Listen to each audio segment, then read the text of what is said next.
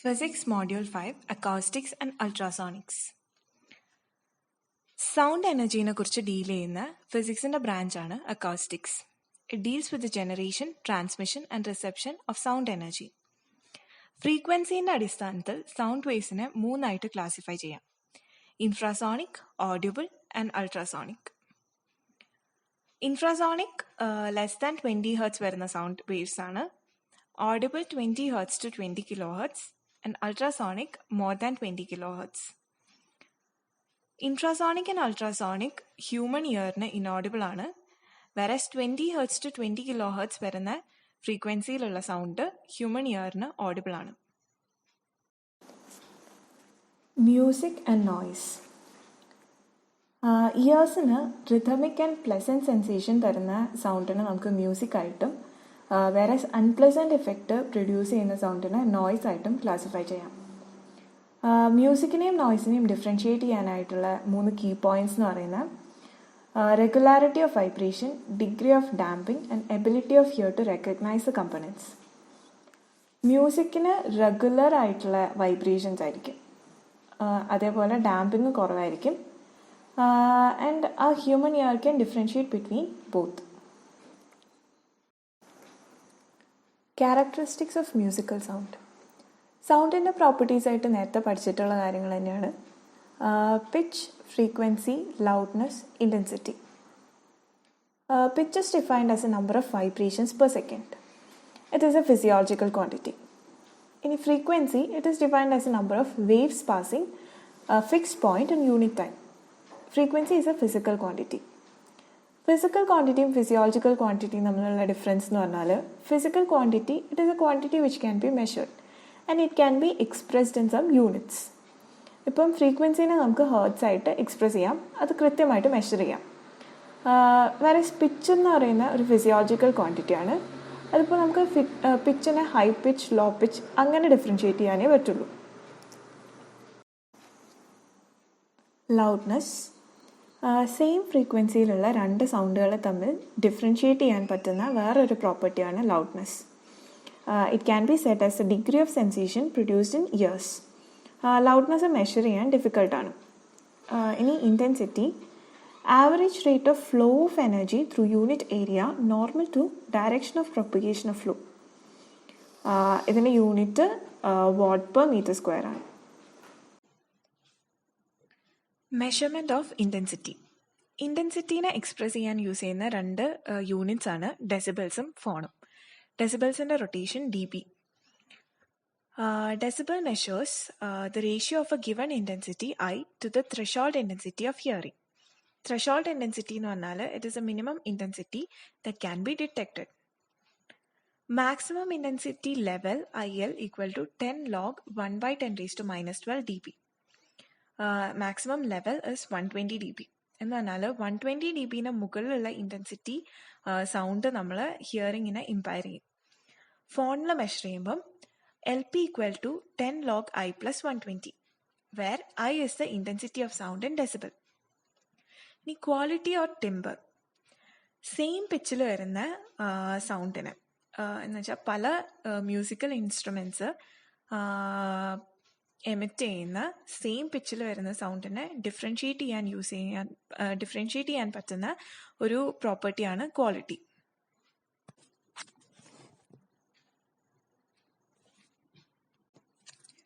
Reverberation and reverberation time. Reverberation എന്ന് പറഞ്ഞാൽ it is a persistence of sound in a room due to multiple reflections. Sound produce ചെയ്യുന്ന source അത് produce ചെയ്യുന്നത് stop ചെയ്താലും നമുക്ക് still ആ സൗണ്ട് മൾട്ടിപ്പിൾ റിഫ്ലക്ഷൻസ് കാരണം കേൾക്കാൻ പറ്റും. Large number of echoes which are closely spaced causes reverberation. For example, in A large hall without furniture or audience. നമുക്ക് ഒരു വലിയ ഹാളിൽ ഫർണിച്ചറോ അല്ലെങ്കിൽ മറ്റ് ആൾക്കാരോ ഇല്ലെങ്കിൽ ഒരു സൗണ്ട് പ്രൊഡ്യൂസ് ചെയ്യപ്പെട്ടാൽ ആ സൗണ്ട് മൾട്ടിപ്പിൾ എക്കോസ് കാരണം നമുക്ക് പിന്നെയും കേട്ടുകൊണ്ടേയിരിക്കും. Reverberation time. The time taken by the sound in a room to fall from its average intensity to inaudibility. ഈ ഫുൾ റിവർബറേഷൻ ഉണ്ടാകുന്ന ടൈമിനെയാണ് നമ്മൾ റിവർബറേഷൻ ടൈം എന്ന് പറയുന്നത്. The time interval during which the sound intensity fall from its steady state value to 1 millionth value after the source is shut off. Absorption. Whenever there is an obstructing surface in the path of a sound wave, a part of the sound wave passes through the surface, another fraction is reflected back, and the remaining portion is absorbed by the surface. So, in simple terms, this is absorption. The property of a surface by which sound energy is converted into another form of energy is called absorption. Absorption coefficient A is the sound energy absorbed by the surface divided by total energy incident on the surface. A unit area of open window transmits all the sound it absorbs. Absorption coefficient of the open window is 1. For measuring absorption, we use the common unit Sabine. Sabine's formula. This gives the expression for reverberation time. Most designers use this formula prior to the construction of buildings to determine the reverberation time. It says T is directly proportional to volume of hall divided by total absorption area. Most rooms absorb less sound energy in lower frequency ranges, resulting in longer reverberation times at lower frequencies. Thus, Sabine concluded that the reverberation time depends upon the reflectivity of sound from various surfaces available inside the hall. The expression is T equal to 0.161 V by A. When A1, A2, A3, etc. are absorption coefficients of various materials and S1, S2, S3 are the respective surface area of materials, T equal to 0.161 V divided by A1 S1 plus A2 S2 plus A3 S3 plus etc. plus AN SN. Acoustics in buildings. It concerns with controlling the quality and amount of sound inside the building. It is used to allow pleasant sound in concert hall and reduce noise and echoes from within the building.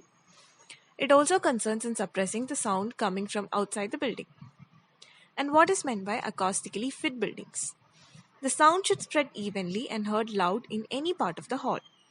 The sound of speech should be clear and musical notes must be distinctly audible. There should be no overlapping of sounds. Reverberation time should be properly adjusted. No interference and focusing of sound waves should occur. Boundaries should be soundproof to avoid external noise. No echelon effect and resonance. Absorbers should be used like false ceiling, floor carpet, drilled fiber boards on side walls, perforated panels, etc. Now let's discuss the factors affecting acoustics of a building. Some of them are echoes, resonance effect, excessive reverberation, focusing due to spherical points. Echoes can be avoided by covering long-distance walls and ceilings with absorbent materials. And resonance effect can be avoided by fixing flexible materials suitable for damping resonant variations. Excessive reverberation is caused by smooth surfaces, so this can be avoided by making the floor, wall, ceilings, etc. rough. Spherical points of the wall contributes to focusing of sound, and this can be avoided by covering them with absorbent materials. Now let's discuss ultrasonics. Ultrasonics deals with sound waves having frequencies beyond audible range, that is, greater than 20 kHz. They are highly energetic, they exhibit negligible diffraction due to smaller lambda, can be transmitted over long distances with minimum energy loss, they are highly directional, produce alternate compression and rarefaction, they are just like sound waves, can propagate through liquid and gaseous medium. Velocity of ultrasound waves increases with increase in frequency, V equal to n lambda. When absorbed by the medium, it produces heating effect. Ultrasonic waves produce cavitation in liquids.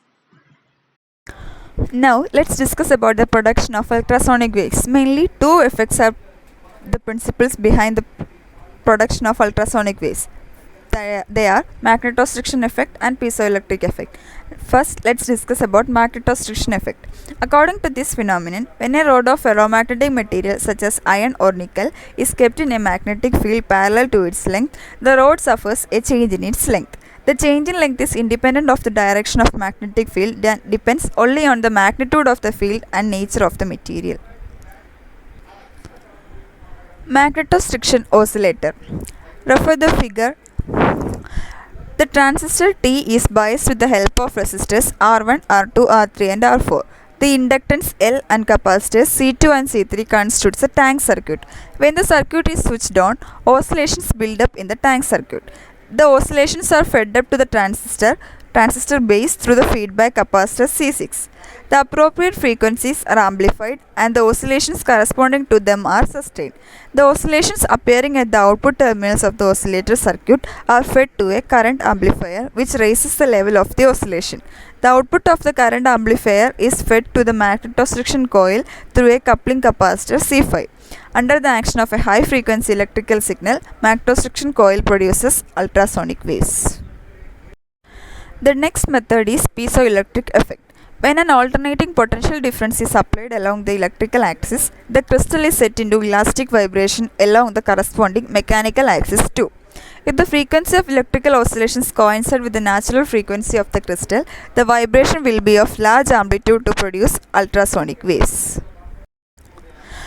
Piezoelectric oscillator. Refer the circuit diagram. The transistor T is biased to the networks of resistors R1, R2, R3 and R4 as in the magnetostriction oscillator. The coils L1, L2 and capacitor C4 constitute the tuning circuit. The tuning circuit is coupled to the amplifier T through the coupling capacitor C2. The capacitor C3 provides the positive feedback to the amplifier.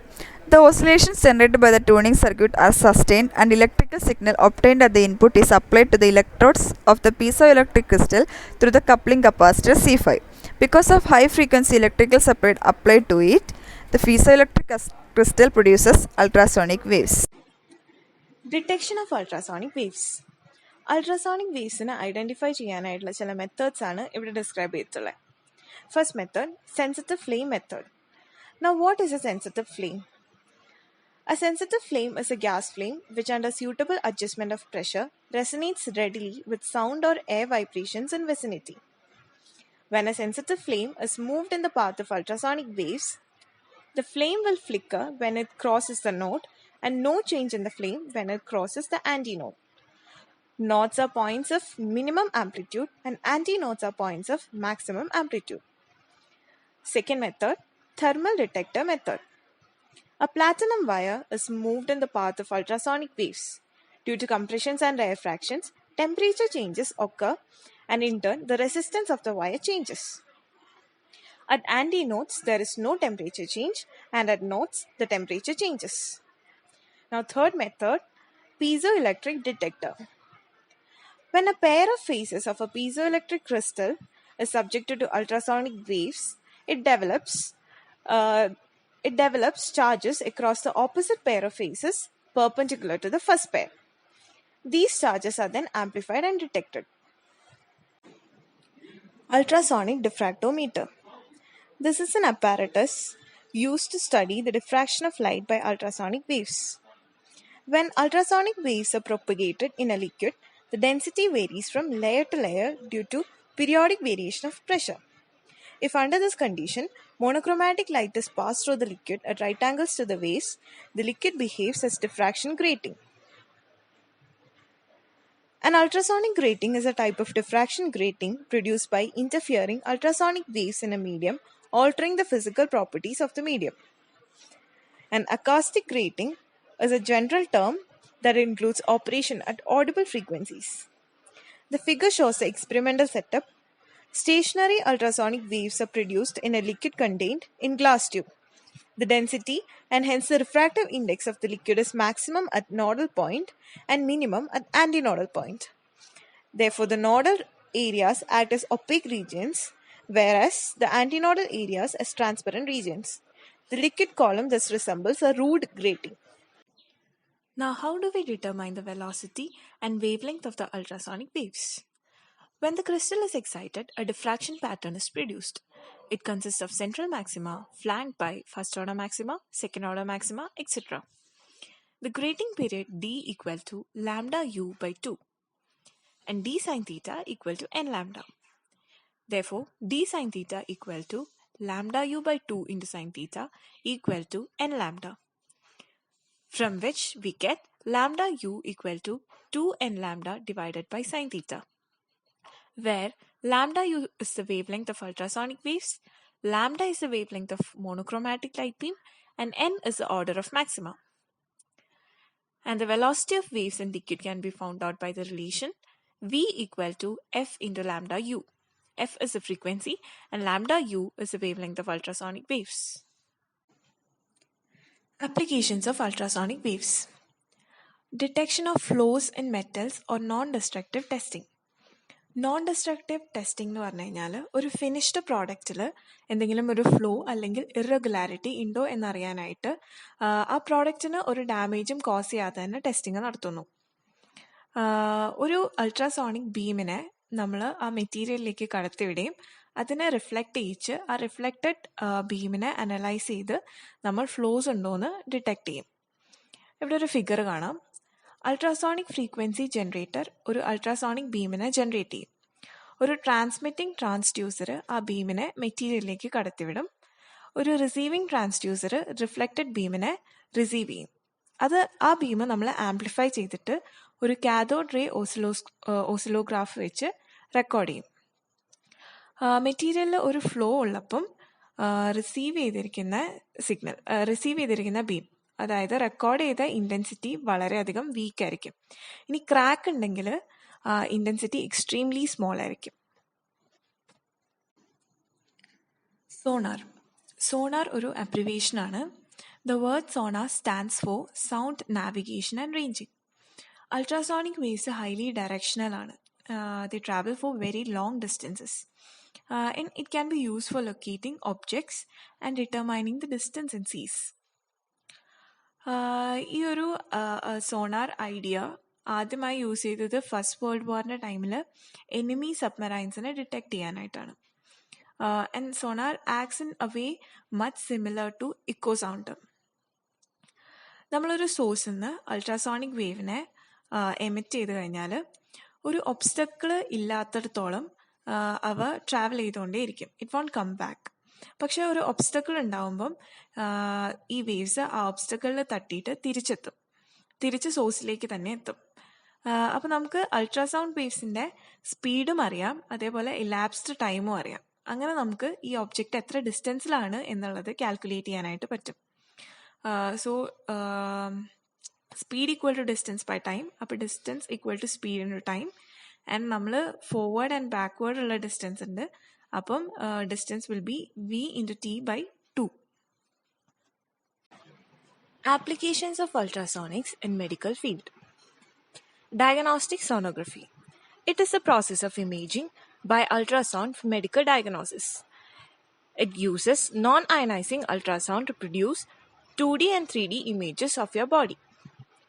Ultrasound cardiograph. It tracks the flow of blood through heart using ultrasound. Obstetric ultrasound, also known as prenatal ultrasound scan. It can screen and diagnose birth defects. It is an ultrasound for your pelvis which produces an image of the fetus in uterus. Ultrasound therapeutic. Use of ultrasonic waves to treat medical conditions, especially musculoskeletal problems like inflammation from injuries. Ultrasonic guidance for blind. A computer processes ultrasonic signals emitted by a transmitter which is carried by the impaired user and provides real-time information on direction and distance to keep the user on correct track.